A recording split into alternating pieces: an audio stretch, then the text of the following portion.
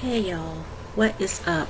This is Rosie, and I thought I would talk about a little bit of nostalgia here. So, I'm a Gen Xer to my core and very proud of it. I came up in a time where I got to see technology evolve, music, movies, television. I got to see changes in all of that. I got to see the start and the end of music television, or music videos and their popularity, though people do still make music videos. So let me talk about this. I want to talk about just some of the stuff I miss concerning pop culture. And one of the things I miss the most is music videos. So as I said, I got to see the start of music television.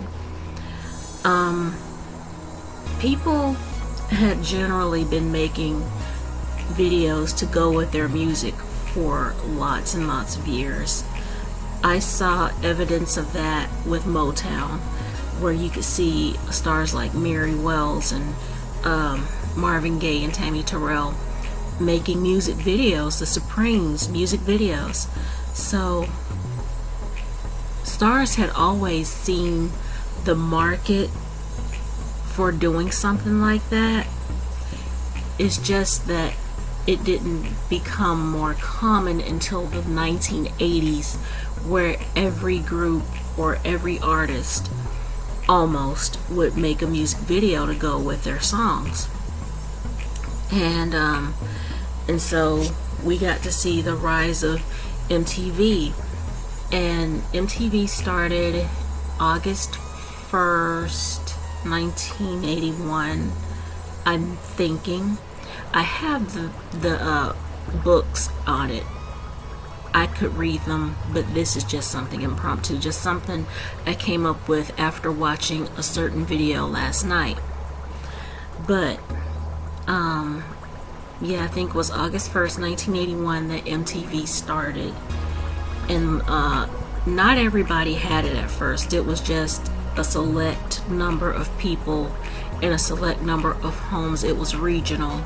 And then you had to, when it started to spread out, people had to actually call their cable operators and ask for MTV.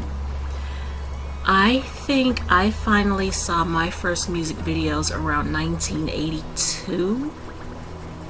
It was either 82 or 83, but I believe it was 1982, when my mom and I lived with my aunt and uncle, and they had cable, and we would just see different videos. I remember one of my favorite videos and one of my favorite songs, even to this day, was by Joe Jackson. Not that Joe Jackson, but Joe Jackson, who is a British singer and piano player, and his song was Steppin' Out. To this day, I absolutely adore that song, and I love that video. It brings you to a time when New York City was seen as just this glamorous, upscale place. You didn't see the ugliness and the crime and all of that. When we saw New York, we got to see the beautiful buildings and the skylines at night and at dawn and at dusk, and the lights coming on, and it looked really glamorous and beautiful and like a place you wanted to be until you got into the city. But that beauty and that glamour and that esteem and that prestige is what comes through in the song Steppin' Out. Another song that was a favorite of mine was a song called Fish Heads.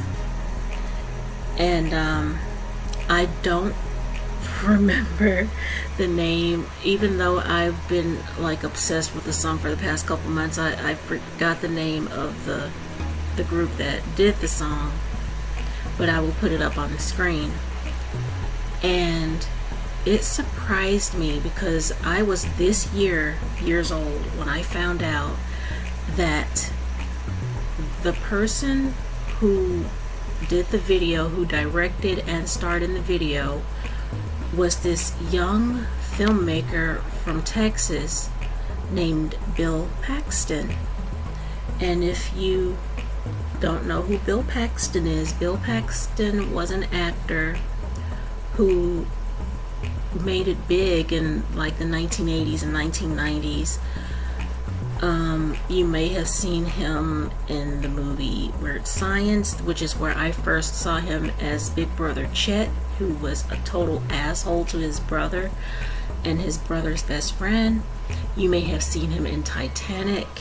You may have seen him in Twister. He's also been in a number of television shows and productions and this, that, and the other thing. He even narrated this special on the assassination of John F. Kennedy. Come to find out that the day before John F. Kennedy was taken from this earth, Bill Paxton actually got to see him in person. This man picked him up and lifted a young Bill Paxton onto his shoulders, and you got to see him in that photo with the president. So I thought that was pretty cool.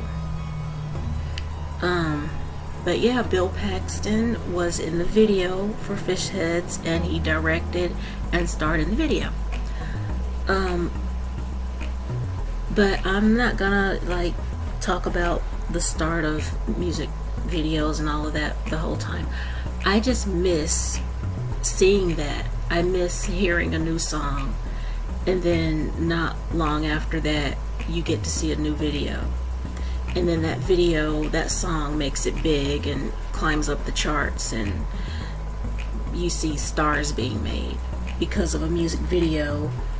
Stars like Michael Jackson, who became an absolute legend beyond the Jackson 5, Madonna, who is a legend to this day, Janet Jackson, and just so many other people climbed up the charts due to their music videos and their songs being big because of that. And I miss stars that we just don't see anymore. They're starting to disappear and fade out of existence. People like, for instance, Nell Carter, who passed away in the early 2000s. And and I miss shows like Give Me a Break, which was Nell Carter's show.